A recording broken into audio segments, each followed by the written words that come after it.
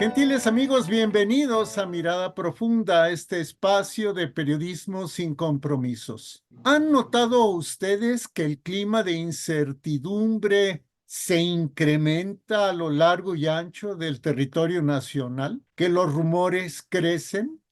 ¿Que en las redes sociales circula un proyecto de constitución que iría en contra de la propiedad privada?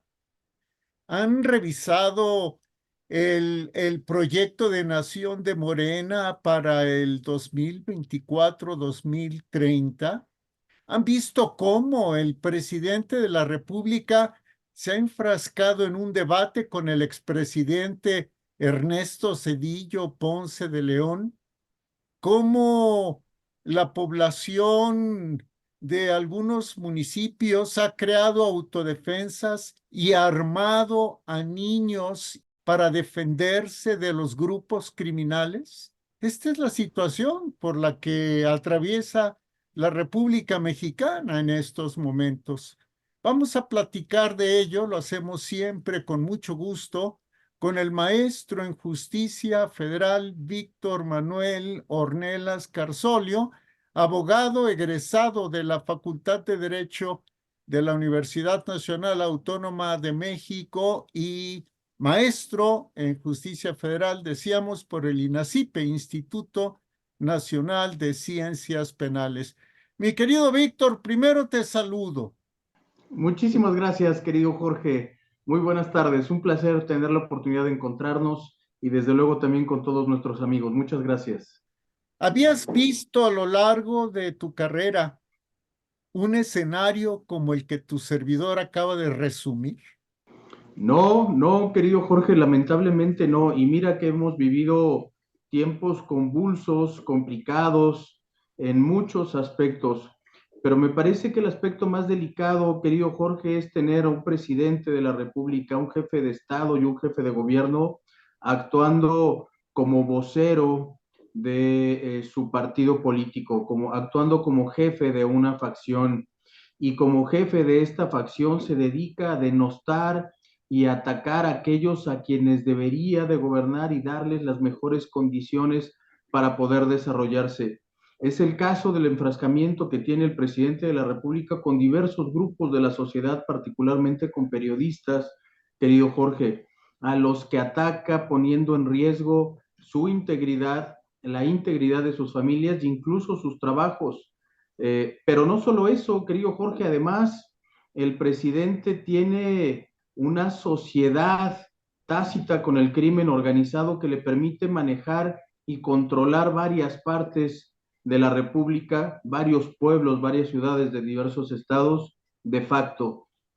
Es así, querido Jorge, como en estados como Guerrero, como Michoacán, como Morelos, como Zacatecas, hay ciudades en las que prácticamente las personas han tenido que interrumpir su vida cotidiana. No salen, no pueden ir a la escuela, no pueden trabajar, justamente por miedo a la delincuencia organizada. Y esto, querido Jorge, irá creciendo y irá controlando cada vez más partes del territorio nacional en vistas al proceso electoral federal, y esto me parece sumamente delicado. Definitivamente que sí. Y por otro lado, luego de que un servidor revisó en primera instancia, habrá que hacerlo con mayor detenimiento y profundidad, el proyecto de nación 2024-2030 de Morena, se observa un talante socialista, por no decir comunista, y aún más autoritario. Entonces, si llega la candidata del presidente, Claudia Sheinbaum, a Palacio Nacional, serían previsibles varias cosas. Número uno, un Estado todavía más autoritario, un gobierno todavía más autoritario y complaciente también con la delincuencia organizada, querido Víctor. Sin duda, querido Jorge, sin duda. Mira, lo hemos dicho en otras ocasiones y hay que tener particularmente cuidado y los ciudadanos debemos de ser sumamente escrupulosos en este aspecto, querido Jorge. Cuando el gobierno lo que hace es aumentar, fortalecer sus capacidades, el nivel en el que interviene en la vida de las personas, tenemos que tener particular cuidado. Los gobiernos deberían de estar preocupados en proveernos de libertades y de derechos a nosotros y de reducir los ámbitos en los que ellos inciden. Y el proyecto de Morena es completamente distinto, es un proyecto que fortalece al gobierno, que fortalece las facultades que tiene, que limita cada vez más las libertades de los ciudadanos.